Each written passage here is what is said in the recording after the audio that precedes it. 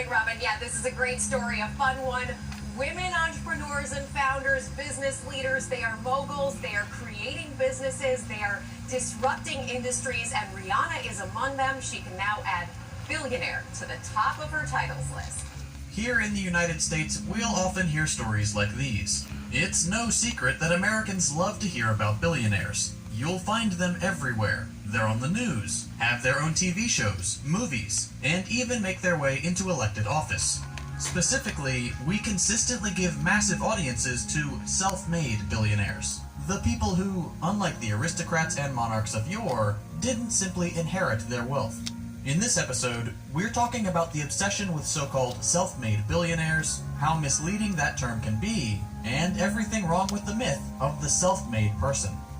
At the heart of every favorable depiction of a billionaire is this idea that they have earned their success and their wealth. The most compelling stories are those of billionaires who, through sheer hard work and grit, so we're told, have conquered the American dream and made a better life for themselves, those around them, and our society as a whole. But there are a number of reasons this is simply incorrect. We'll get to exactly how this idea is wrong in a second. But first, we should talk about why the myth of self-made billionaires is such a problem.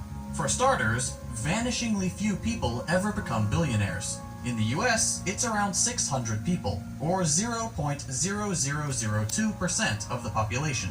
Perversely, however, the myth of the self-made billionaire tries to trick you into believing that anybody, yes, even you, dear viewer, could one day be just like them.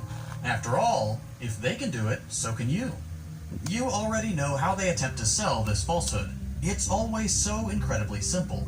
They tell you they started from nothing, that they were once just like you. They too had a 9-to-5 job that they hated. They too had trouble paying their bills. But instead of complaining, they just worked harder. And eventually, after 100-hour work weeks, they were able to lift themselves up by their bootstraps and just look at them now. Here's where the problems start. If they can successfully convince you that 1, they have earned their wealth, and 2, that you can do it too, they can use those two assumptions to convince you of some far more nefarious things. For starters, they can convince you to act against your own self-interest, and the interest of the vast majority of Americans. The most obvious example of this is making it seem like it would be better for everyone if billionaires paid less in taxes. If we just got the government out of the way of these people who have proven to us that they are visionaries, that they alone know how to manage money. To be clear, the ultra-rich already have a good way of avoiding taxes. You can see exactly how they do it in our video How Billionaires Pay Less in Taxes Than You. But of course that doesn't matter, since they'll always try to lower that number further and further. The more they do, the less money goes towards things that actually affect your day-to-day life. Roads, public services, healthcare, education. The more they keep of the wealth they have no intention of spending in the first place, the worse off we all are. They'll convince you that that might be you someday, that when you're in their shoes, you'll want the same thing. After all, what's the government ever done for you? We'll get to just how much it's done for them. But first, let's get back to the self-made story. In some cases, that story is simply a blatant lie.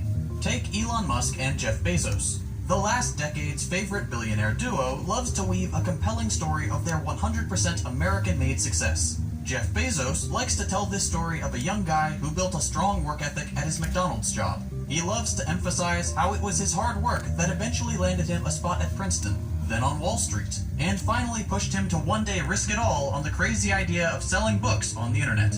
His story reaches a dramatic pause when he starts Amazon out of a garage with nothing but a dream, and it resumes satisfyingly when his company becomes the internet giant it is today.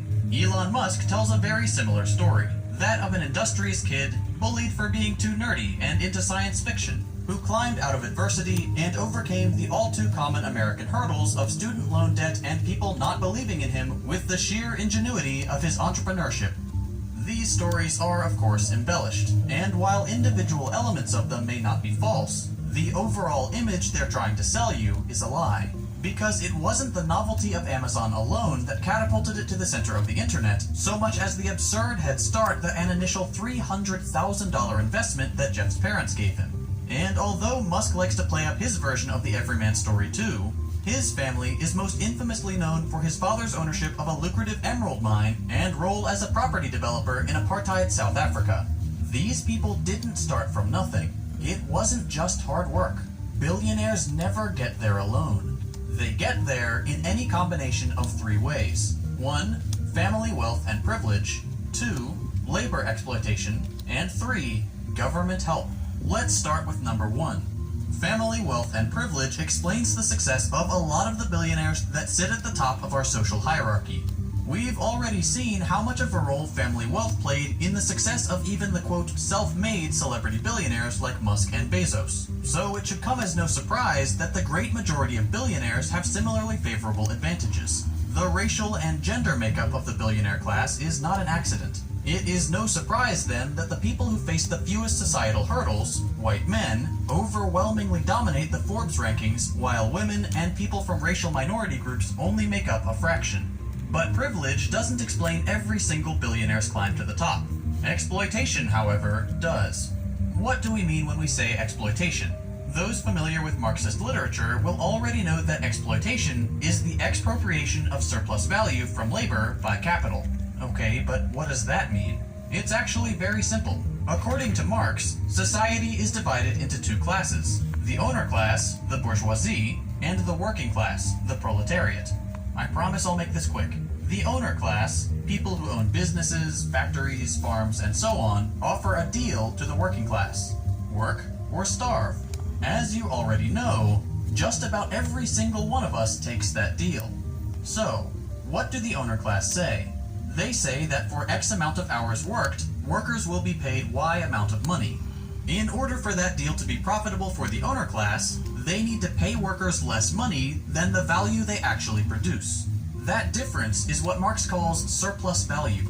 The money that you make for the company will always be more than the money the business puts back into your hands in the form of a paycheck. Otherwise, it has no money to give the people who own the company, the stakeholders, who